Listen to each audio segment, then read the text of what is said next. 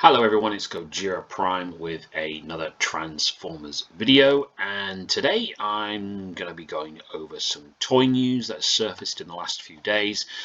Just some images really of the upcoming figures for Rise of the Beasts, and also some of the legacy toys that we can expect later on this year. So first off, we'll start off with the Rise of the Beasts toys. I'm on cybertron.com, and I'll include links to these articles in the description below. So basically what they've got here is more images of upcoming Rise of the Beasts toys and a fun mod for Wheeljack. ViceGrip X on Instagram has posted several more images of upcoming toys for Rise of the Beasts. They include mainline Wheeljack and Cheetor, along with Studio Series Airraiser and Battle Trap, showing how they all scale with each other. He also showed that it's possible to put the Bumblebee Wheeljack's head on the new Wheeljack. I know that there's been a fair bit of discussion in regard to how Wheeljack looks in Rise of the Beasts compared to how he looks in Bumblebee. So if you're not happy with the head on the new Bumblebee figure, you can replace it with the head from the old Wheeljack figure. It just costs you a new Wheeljack figure. So here you've got a couple of images of the two different Wheeljacks. The Bumblebee Wheeljack, who is a G1 inspired Cybertron alternate mode, next to his VW van counterpart from Rise of the Beasts. And there you have the two different bots side by side. I mean, they are very, very different. You wouldn't think, obviously, if you're a G1 fan like I am, that this guy here is Wheeljack. I mean, I think they tried to pass Q off as Wheeljack in Dark of the Moon, very unsuccessfully, but there you go. And that's the two figures next to each other. The newer one is a little bit bigger than the original, but this is probably the shot that most people are interested in. So from the top, we know that Cheetor and Wheeljack are mainline figures, and Airraiser and Battle Trap are Studio Series figures. Now, I have to admit, I'm not actually going to be getting anything from Rise of the Beasts. I am sticking to the Generations line and the Studio Series for the Dinobots from the '86 film, and possibly the Ultra Magnus, depending on how that looks. But these do look really, really good.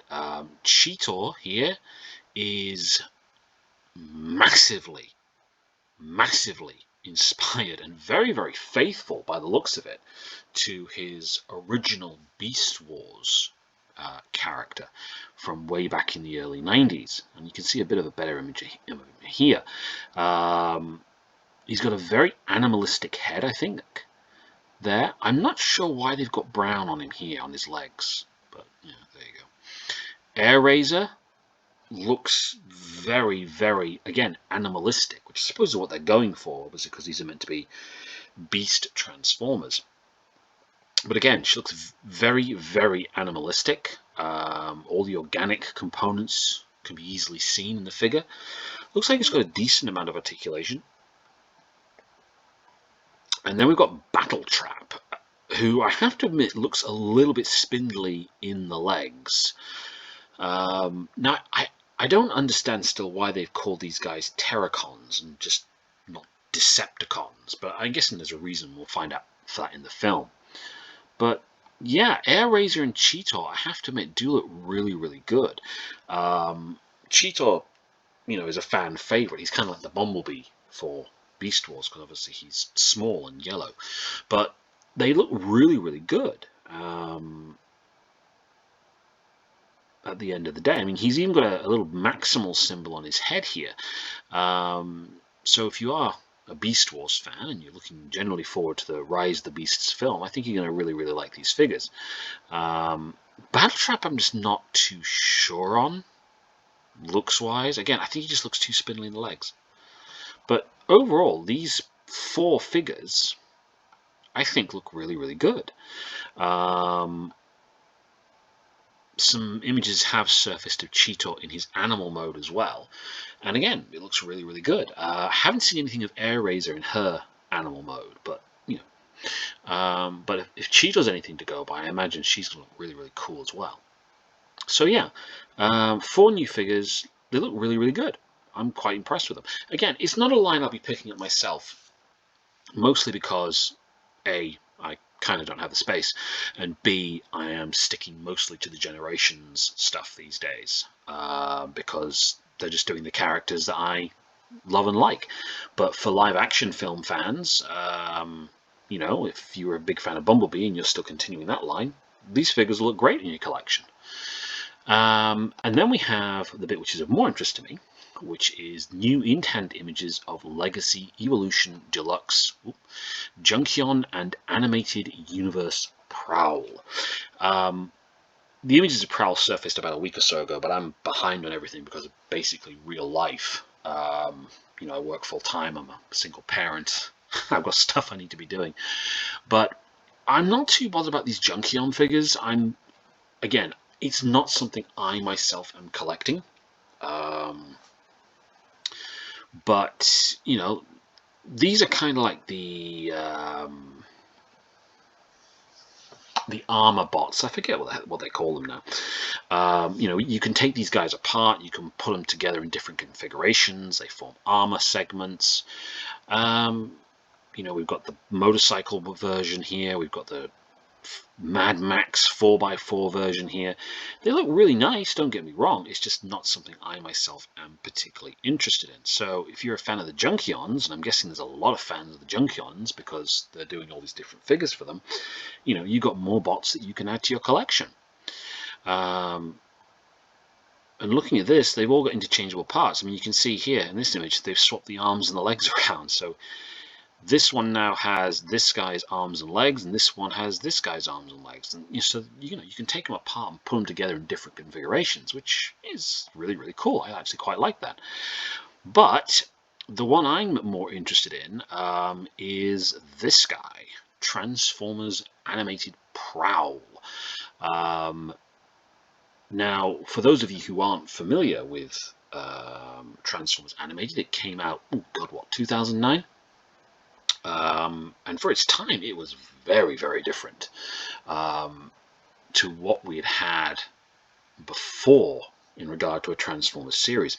It was very stylized, very, very different looking, and it was a really good show. It had a really, really good story, a really interesting group of characters.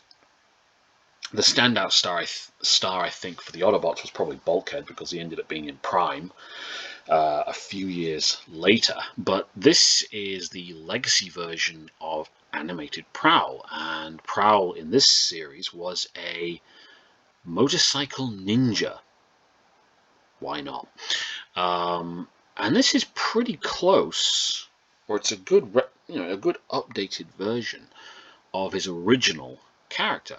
You've got the black motorcycle with the gold trim, police lights on the back, Autobot logo on the front. Now he's got ninja stars, which you can see here in his wheel and on his rear wheel here. He also does come with a stand. I remember the stand on the other old version, it tilted a little bit, to say the least. But this looks like a really good motorcycle mode. And then we have the actual bot himself, so you can, they've got some good posing images here, but I'll just stay on this one here. So here is Animated Prowl, and again, this is a very good updated legacy version of Animated Prowl. Now, I know people are complaining that they are G1ifying these characters quite a lot, and I have to admit I'm a bit sick to death of people who whinge about G1 constantly. But I don't consider this a G1ification. It's just, they've had to do Prowl and the other non-G1 characters into a certain style because it just makes it, keeps the continuity. going. It's not like when they did the old Universe lines where they just threw in everything and it all looked like really, really weird and a bit of a hodgepodge. But again, he's very, very close to the original Prowl in regard to, you know, how he's styled, how he looks. The head sculpt is pretty good. They've shrunk it down. I think he had a much larger chin in the original show. But yeah, I really like the look of this guy. I'm hoping he's going to be a lot easier to transform than RC.